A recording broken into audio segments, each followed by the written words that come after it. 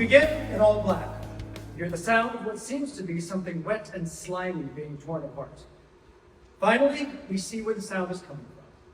Exterior, camp, fire pit at night. A mouth tearing apart a piece of meat from the bone. Paula is enjoying her dinner. This is the first time she's eaten anything in almost a week. She's devouring the meat off the bone with the viciousness of a lion eating a gazelle. We turn to her left and we see Stanley. He is not eating his meal. Instead, he is crying profusely. To his left, Michael, who is gnawing away at his meal without a second thought. He's new. Lastly, Ned, barely eating, he is lightly pecking at his piece of meat, like a picky child who doesn't want to eat their dinner. It almost feels as if he isn't really here. He picks up a small piece and starts nibbling at it right before we swing back to Paula. She is still ripping away at her meal. She looks over to Stanley and speaks to him, all while still having food in her mouth. Stanley, for Christ's sakes, it's over. Get a grip. Jerry, oh my God! I just wanted to say, Paula, thanks for letting me in the group. That was real nice. Stanley, shut up and eat already. It happened so fast. I mean, I didn't even get to say goodbye to him. He was suffering. Oh, but that makes it any better. Oh, it was either that or he would have bled to death. Which would you have preferred? I wouldn't have preferred that. Of course not. But we didn't even get to talk to Ned about it before doing it. Ned, how did you feel about Polly killing your husband, huh? You swing over to Ned. He has just been snapped out of his trance.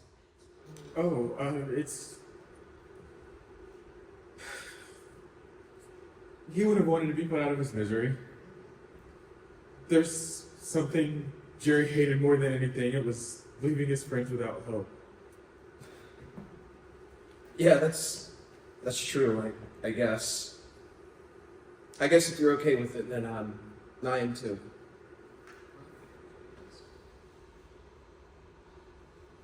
Hey, yo, Stanley, can you pass me the barbecue sauce? Yeah. Shh. He slowly and reluctantly gives him the bottle of barbecue sauce. Thanks, man. Stanley can't even say anything. He crosses his arms and sits in silence. He looks up at Ned, who is almost lifeless in his appearance. He looks up again and starts to stare at Mike. He stops looking at Ned and instead talks to Paul. Hey, Paula, I'm really sorry about getting upset and everything. I hope you understand. It's whatever.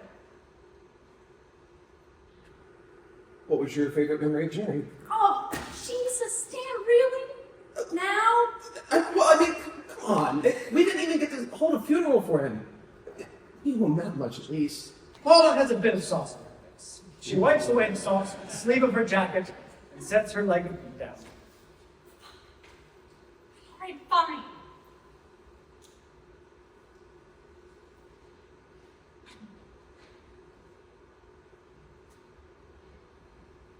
Well, I remember this one time we were like 13, 14, this was back in our skating days. And he was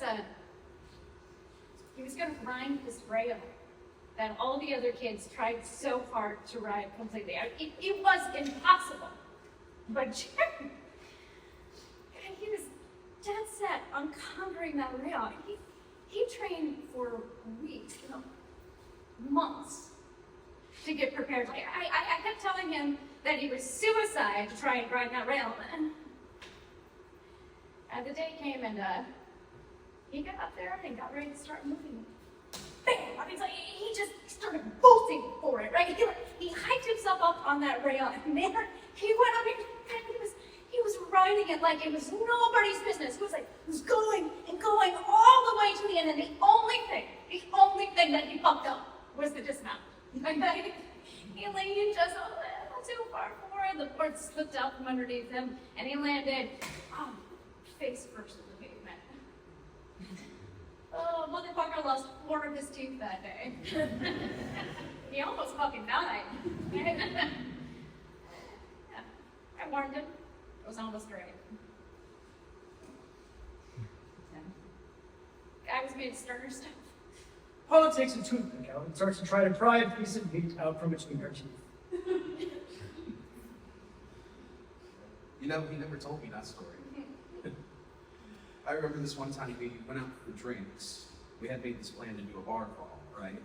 It consisted of 10 bars, and we were gonna do a beer per bar. About 6 beers in, I was trashed. Could barely keep myself standing, right? But I had Jerry there helping me every step of the way. He never let me fall. We bumped into these punks who were trying to start something, and Jerry, he went at it. He took one of them, right? And he threw him right into a trash can. And then he threw the trash can into the river.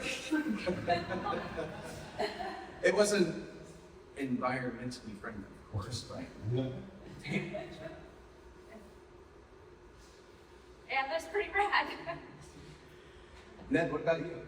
We see that Ned, with tears rolling down his face, is still staring at Michael, who's not noticed Ned staring at him. He slowly turns his head back to Stanley to answer his question. What? Did you have a favorite memory of Jerry? Who's Jerry? Oh God. Jerry, you know, your husband, my best friend. Oh, Jerry. You know, it's hard to think about Jerry now, considering everything that's happened. Yeah, no, I understand. I'm sorry that I asked. It's okay. No need to apologize. You have nothing to apologize for. Oh boy. Paula. Oh, him. Jesus. Wait, why me? You're better at this shit than I am. How about you grow a fucking backbone? Please, I don't know what to do. All right, fine. But if I do this, you have to clean up the mess. You mean Yes. in the skin? We'll find a use for that. Just bury the rest. Okay. Hey, Ned! Huh? Would you mind helping me with getting more wood for the fire? It's starting to die out a bit. Oh, but It'll only take a minute, I promise. okay, I guess. He gets up and goes to help Paula, staring at Michael while doing so. Your friend sounded like a cool guy. Yeah. My life was honestly pretty boring before Jerry walked into it. You know, he showed me how to roll my horns and scream, "Fuck you, Adam!" And let me know how to just let go, enjoy the ride. You reckon you might be thinking the same thing now if you were here? You know what?